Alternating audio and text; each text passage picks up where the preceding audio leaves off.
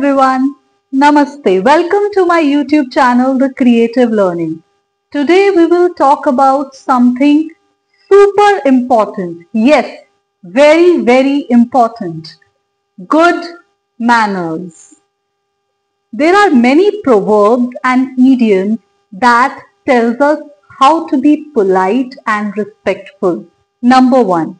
Respect begets respect. इसका क्या मतलब है?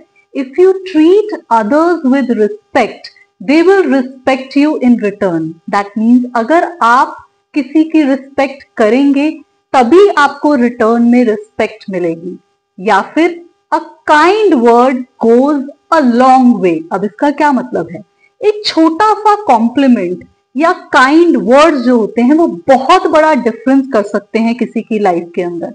जैसे कि अगर मैं किसी को कहूं good job, Bravo, keep it up, तो ये उससे होगा क्या? इससे उसका दिन ब्राइटन अप हो जाएगा, वो मोटिवेट होगा to perform better. Right? Good manners never go out of style. Right?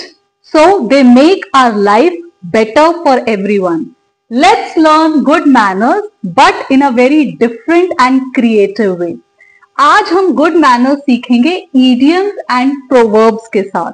सबसे पहले अगर आप इस पिक्चर पे फोकस करें तो यहाँ पे दो बॉयज हैं, right, and they are friends. Be a good friend. देखिए, फ्रेंड होना इंपॉर्टेंट नहीं है बट एक अच्छा दोस्त होना बहुत इंपॉर्टेंट है. तो इसके लिए हम कौन सा प्रोवर्ब यूज कर सकते हैं? ये जो प्रोवर्ब्स और idioms होते हैं that will enhance your communication skills, improve your English fluency and will enhance your vocabulary. Right? Be a good friend. A friend in need is a friend indeed. इसका क्या मतलब है? कि एक सच्चा दोस्त वही है जो आपकी हेल्प करे आपकी ट्रबल के अंदर. वो एक अच्छा दोस्त वो नहीं है जो आपको ट्रबल में डाल दे. Right? A fair weather friend, यानी कि वो आपके साथ हमेशा अच्छे समय में रहे. Right? Let's proceed further. B a good listener. ज्यादातर बच्चों में क्या प्रॉब्लम होती है कि जब टीचर पढ़ा रही होती है तो वो ध्यान से नहीं सुनते. तो इसके लिए भी हमारे पास एक ईडियम है to enhance your vocabulary. Be all ears. Be all ears का क्या मतलब होता है? कि पूरी तरह से अटेंटिव होके और ध्यान से सुनना. That means to be fully attentive and ready to listen carefully. इसका एक सेंटेंस भी बना सकते हैं हम.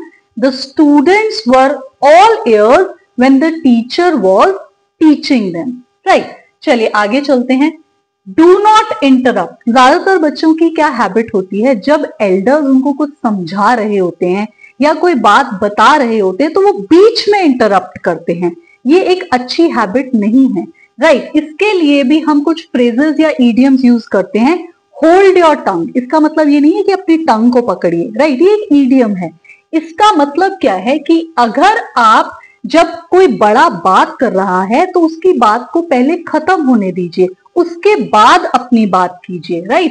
दैट मीन्स अगर आपके पेरेंट्स या आपकी मदर आपको कुछ समझा रही हैं तो पहले उनकी बात सुनिए, बीच में इंटरप्ट मत करिए. राइट?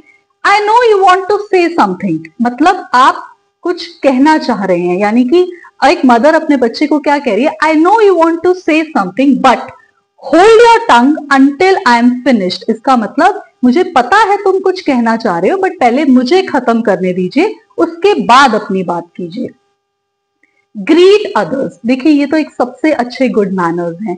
जब भी आप किसी से मिलते हैं से हाय, हेलो, नमस्ते. राइट? तो और एक और इंपॉर्टेंट बात, इसके लिए भी हम कोई इडियम या फ्रेज यूज कर सकते हैं. इसका क्या मतलब होता है? Give a warm welcome. Warm welcome का क्या मतलब होता है? कि किसी को बहुत ही फ्रेंडली और एंथुजियास्टिक वे में वेलकम करना. आपके घर में कोई फंक्शन है, आपके घर में कोई वेडिंग है, राइट? तो आपके घर में गेस्ट आएंगे तो आप क्या कहेंगे? They gave the guest a warm welcome on their birthday party और on their function. You should always greet your guest, friends and give them a warm welcome. चलिए आगे चलते हैं. ये ज्यादातर बच्चों के साथ प्रॉब्लम होती है. उनका रूम जो होता है वो पूरा मेसअप होता है और वो क्या एक्सपेक्ट करते हैं कि उनका रूम कौन क्लीन करे? या तो उनकी मम्मी क्लीन करे या उनकी सिस्टर क्लीन करे या कोई और क्लीन करे. क्यों? जब आप मेस क्रिएट करते हैं तो you should clean up your mess on your own. तो आपने एक और वर्ड ऐड किया अपनी वोकैबुलरी में, ये एक फ्रेज भी हो सकता है। तो आप कैसे कहेंगे कि please clean up your toys. ज्यादातर बच्चे क्या करते हैं, खेलने के बाद टॉयज बिखेर देते हैं, तो you should clean up your toys on your own, right. तो या फिर आप कह सकते हैं, किसी की हेल्प भी ले सकते हैं, can you help me clean up the mess, क्या आप मेरी हेल्प करेंगे इस मेस को क्लीन करने में, राइट। Let's proceed further. आज का हमारा लास्ट इडियम है शेयर। शेयरिंग इज केयरिंग, आप सभी जानते हैं, ठीक है, लेकिन हम इसके लिए भी एक इंपॉर्टेंट प्रोवर्ब यूज करते हैं, a joy shared is Joy doubled. इसका क्या मतलब है, जब हम अपनी खुशियां दूसरों के साथ बांटते हैं ना, तो वो रिटर्न में डबल हो जाती हैं। अपनी खुशियां अपने तक मत रखिए, उसको दूसरों के साथ बांटिए, right. You will get happiness in return and it will be doubled, आपको बढ़ के खुशियां मिलेंगी। आई होप आपको ये good manners with idioms and proverbs एक इंटरेस्टिंग और क्रिएटिव वे में हमने एक टॉपिक क्रिएट किया है, जिससे आपकी वोकैबुलरी भी एनहांस होगी, इंग्लिश फ्लुएंसी भी, आपको समझ आया होगा। Thank you so much for watching my video. Don't forget to subscribe to my YouTube channel, The Creative Learning. Happy learning. Bye.